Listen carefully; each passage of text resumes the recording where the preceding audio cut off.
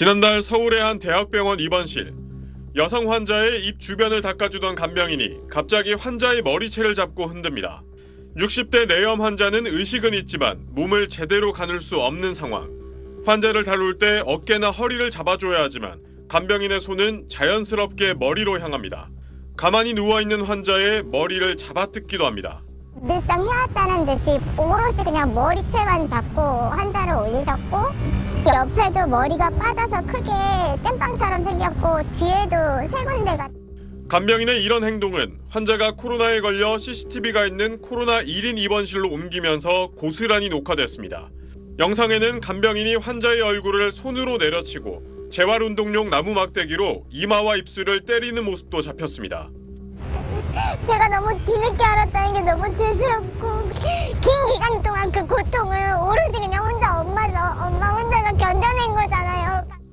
환자의 상태를 수상하게 여긴 의료진이 CCTV를 확인하고 가족에게 알리면서 간병인의 폭행과 학대는 드러났습니다. CCTV의 존재를 몰랐던 간병인은 가족들에게 환자가 스스로 움직이다가 다친 거라고 주장했습니다. 하지만 경찰 조사에서 CCTV를 보고는 몸을 가누지 못하는 환자를 간병하다 짜증이나 폭행했다고 인정했습니다. 환자 가족들은 지난해 5월부터 이 간병인을 고용했는데 이전에도 어머니의 몸 곳곳에서 비슷한 상처가 보였다며 상습 학대를 의심했습니다. 경찰은 간병인을 노인 학대와 상해 혐의로 입건하고 또 다른 범행이 있었는지 조사하고 있습니다. SBS 사공성근입니다. 60대 뇌염 환자 A씨는 코로나에 걸리고 나서야 간병인의 학대에서 벗어날 수 있었습니다. 일반 병실에서 CCTV가 설치된 코로나 1인실로 옮기면서 간병인이 손으로 얼굴을 내리치고 머리를 뜯는 학대 장면이 포착됐습니다. 돌이켜서 생각해보면 CCTV 영상이 찍힌 이 병원 이전에도 엄마가 상처가 생겼어, 머리카락이 많이 빠져 라는 얘기들을. 하지만 학대 증거를 수집하기는 쉽지 않습니다. 지난해 4월 인천의 한 요양병원에서는 간병인이 환자의 항문에 위생 패드를 집어넣은 사실이 병세가 악화된 뒤에야 드러났고, 2022년 남양주에선 환자에게 폭언과 폭행을 일삼은 간병인이 같은 병실 환자의 녹음으로 수사를 받았습니다. 요양원과 노인시설에는 지난해 6월부터 CCTV 설치가 의무화됐습니다. 그러나 일반 병원과 요양병원은 사생활 침해 우려 등으로 의무화 대상에서 제외돼 있습니다. 관리와 감독 사각지대에 있는 간병인 서비스를 손봐야 한다는 지적도 나옵니다. 간병은 국가 통계도 없고 국가의 통제도 없습니다. 간병인의 역할, 의무, 책임, 권한 등이 없습니다.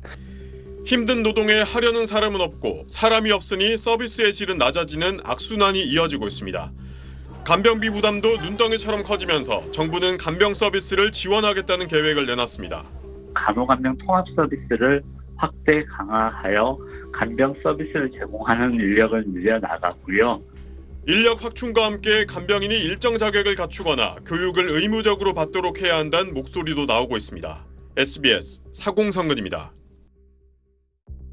밤 11시가 가까운 시각, 70대 치매 환자가 밖으로 나가려 하자 간병인이 병실 쪽을 가리키며 환자를 이끕니다. 실랑이 끝에 간병인이 환자를 밀치자 뒷걸음질 치던 환자가 주저앉습니다. 이 노인은 고관절이 부러져 다음 날 큰 수술을 받았습니다. 고관절이 네 조각이 나서 이제 그 부분을 이제 본드로 붙인 그런 상황인 거예요. 뼈가 전부 다 완전히 다 붙었다고 판정이 난 게 4월 첫째 주예요.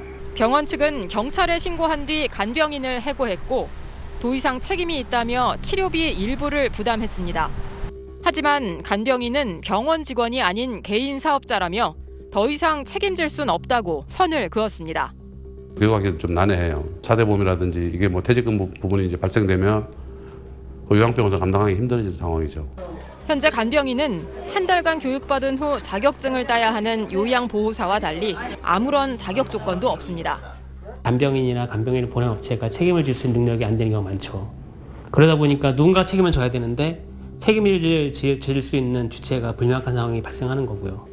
요양병원 환자는 대부분 장기 입원하다 보니 간병비를 줄이기 위해 간병인 한 명이 여러 환자들을 담당해 24시간 숙식을 함께 합니다.